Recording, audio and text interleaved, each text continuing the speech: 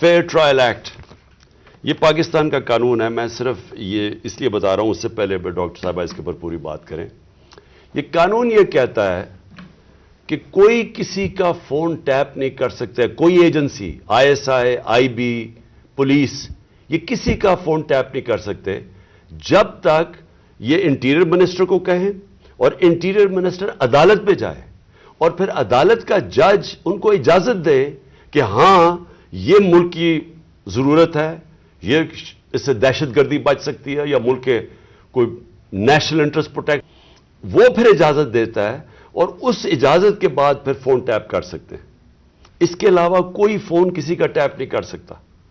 تو پھر میں آپ کو یہ بتا دوں کہ بے نظیر بھٹو کی حکومت 1996 میں جب ہٹائی گئی تو ایک وجہ دی گئی تھی سپریم کورٹ میں کہ بے نظیر کے گورنمنٹ کے دوران فون ٹیپس کیے جاتے تھے بڑی بڑی پرسنالٹیز کے اور سیاسی مخالفین کے اور ججز کے. یہ ایک وجہ دی گئی تھی 96 میں. میں اس سے پہلے آپ کو بتا دوں کہ امریکہ کا بڑا طاقتور پریزیڈنٹ تھا صدر نکسن. نکسن کی واٹر گیٹ سکینڈل ہوئی کیا تھی کہ وہ مخالفین کے فون ٹیپ کر رہا تھا، اس کی وجہ سے اس پریزیڈنٹ کو ریزائن کرنا پڑا. تو آج یہ جو کھلے عام ہو رہا ہے، پہلے تو میں چاہوں گا کہ ڈاکٹر یاسمین آپ سے بات کریں، اس کے بعد پھر میں بات کروں گا. بسم اللہ الرحمن الرحیم.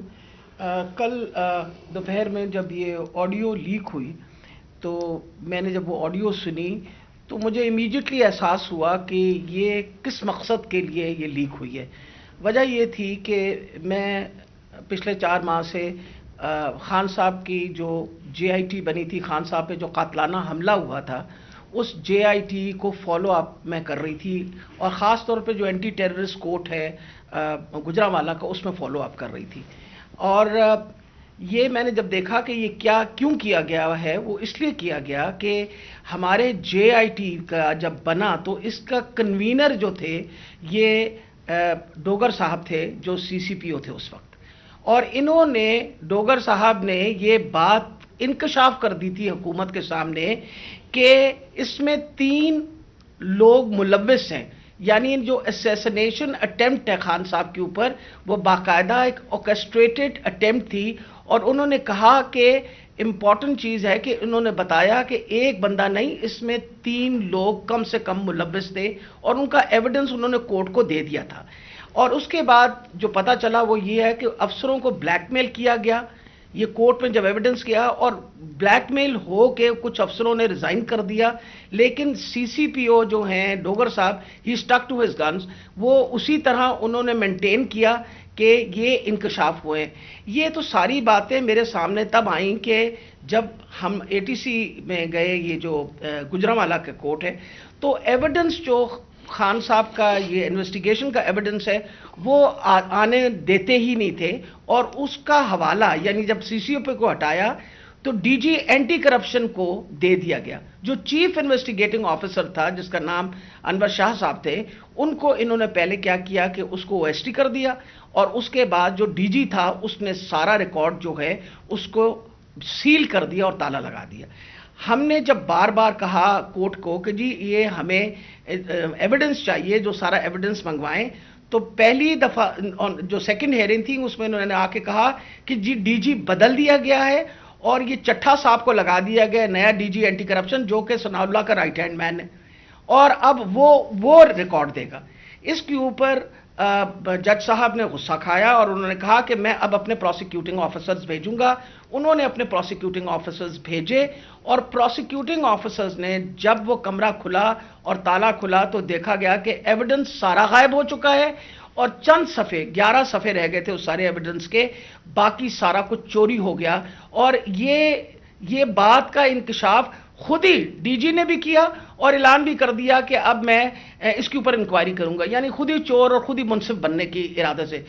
میرے لیے یہ ایک اتنا بڑا ہمارے لیے سانحہ تھا کہ سارا ایویڈنس جو ہے اس کو انہوں نے خرد برد کر دیا کہ جب ہائی کورٹ کا آرڈر پتہ چلا کہ جی ہائی کورٹ نے CCPO کو دوبارہ لگایا ہے تو میں نے مناسب سمجھا کہ میں CCPO سے پوچھوں کہ کب آپ کی اپوائنٹمنٹ ہو گئی ہے کیونکہ ہماری جو جے آئی ٹی ہے وچ از دا ریل جے آئی ٹی، جو اس وقت حکومت تھی اور حکومت نے یہ سارا کچھ کیا تھا، جے آئی ٹی بنائی تھی وچ از a legal J I T, تو ہم نے تو آلریڈی اس پہ ہمیں ٹرسٹ تھا کہ یہ بندہ جو ہے، تو میں نے ان سے پوچھا کہ آپ کب تک جوائن کر رہے ہیں، تو انہوں نے کہا جی ابھی تک میرے آرڈرز نہیں آئے. وہ آپ نے سارا ٹیپ سنا جس کے اندر کوئی ایسی بات نہیں پوچھی گئی. اس میں مجھ سے سوال پوچھے گئے کہ کنسرن کیوں تھا. ارے بھائی مجھے کنسرن نہیں ہوگا تو کیوں نہیں کنسرن ہوگا؟ وجہ یہ ہے کہ خان صاحب کے اوپر قاتلانہ حملہ ہوا. خان صاحب کی ساری جو انویسٹیگیشن ہے ان کے آپ نے بندے بھی غائب کر دیے، اس کے بعد جن لوگ جو ایویڈنس ہے اس کو بھی غائب کر رہے ہیں آپ.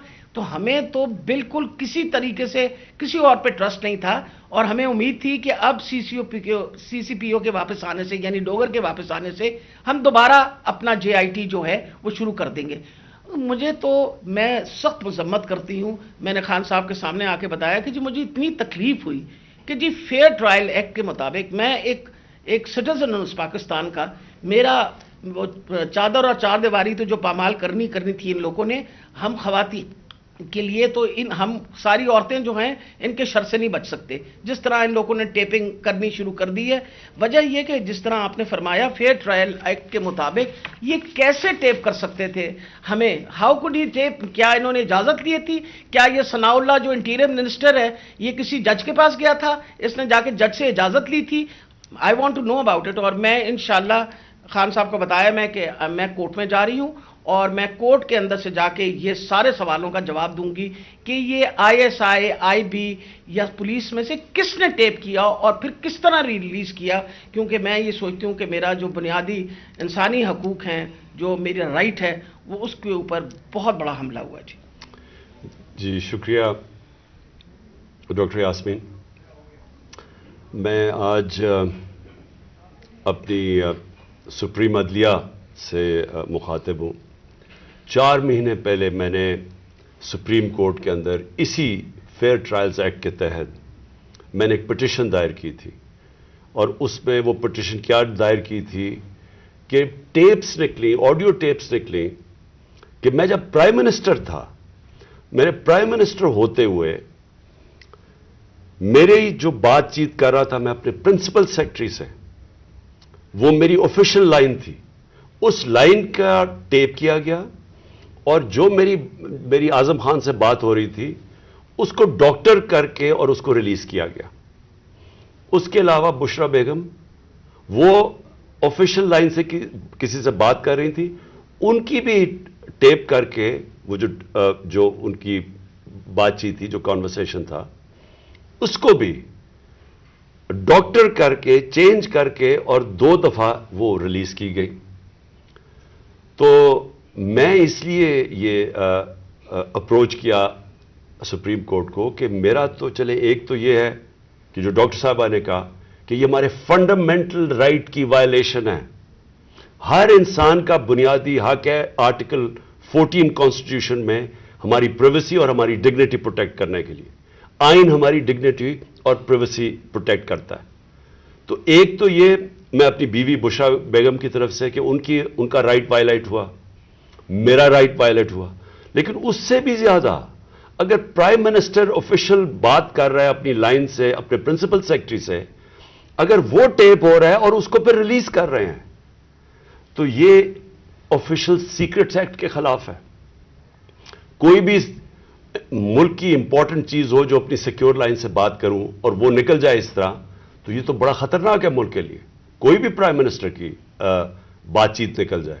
اور اس کے بعد شہباز شریف کی اور وہ مریم کی بھی کوئی آڈیو ٹیپ لیکس نکلی، اور اس کے اندر بھی اس میں تو خیر اور باتیں ہو رہی تھی.